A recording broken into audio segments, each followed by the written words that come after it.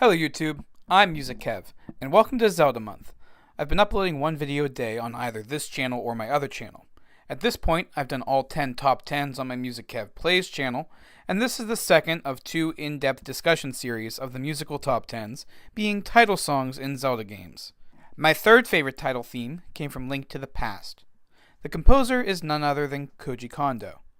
I keep crediting the composer because it's important to do so, even if you already know who I'm going to name. I should also bring up its successor, or remake, A Link Between Worlds, as its composer, Ryo Nagamatsu, orchestrated new music as well as reprised many of the tracks in A Link to the Past, including the title's theme. So both games can get credit here, even though I did name the earlier one, mostly due to the nostalgia. So, deal with it. Okay, jumping right in. Stupid classification. Some sites are separating the title theme and the introduction, but as this is my list and I've already included it as part of the title theme, we're going to go with the two as part of the same song. The opening is more of a fanfare and is 100% what I hear whenever I think about Zelda.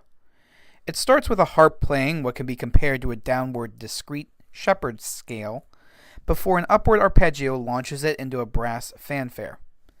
A shepherd's scale is based off of a shepherd tone, named after its creator, which is a sound that overlaps upward moving notes to create the auditory illusion of a constant ascending or descending pitch, despite no actual movement occurring. The fanfare is accompanied by a snare roll that adds to its militaristic feel in the opening. Although it is just an additional sound effect and not technically part of the song, the Master Sword sheathing in the Z of the Zelda is my favorite part. Moving on to the second part, it introduces the harmonic structure of moving chords that repeat, adding on a repeated note that moves with the chords.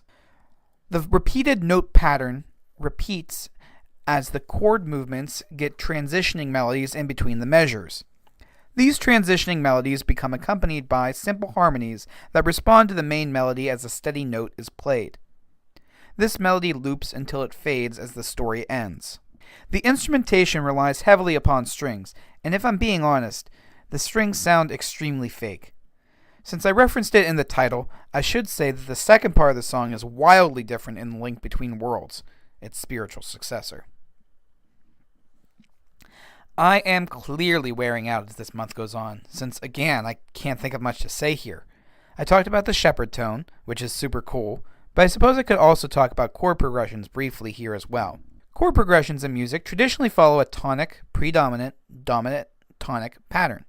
If we treat each note of the scale as a number, you get the chords as 1, 4, 5, 1, represented as Roman numerals.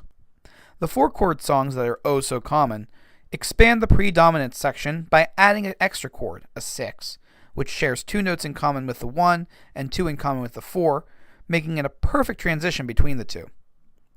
Any one of the segments can be extended with related chords in this way, sometimes creating their own mini 1-4-5-1 pattern within the key implied by the initial chord.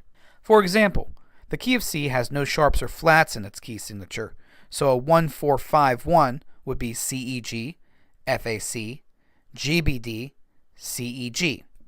But if I were to extend the 5-chord section, the G-B-D, as an enhancement to lengthen that section, I would use G-B-D as the 1, C-E-G as the 4, D, F sharp, A as the 5, and G-B-D, again it's the 1, before returning to the original 1, which was C-E-G.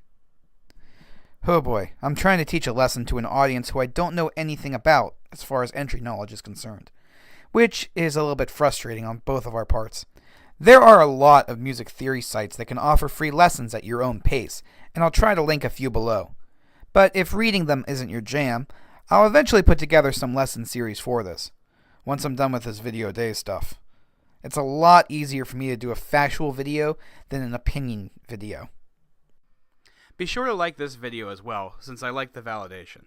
And make sure you subscribe so that I can see you all tomorrow as I continue the in-depth look at the top 10 title themes in Zelda games. If you've missed the list that I'm basing this on, or any other, The link to the playlist will be found below. I will see you all tomorrow.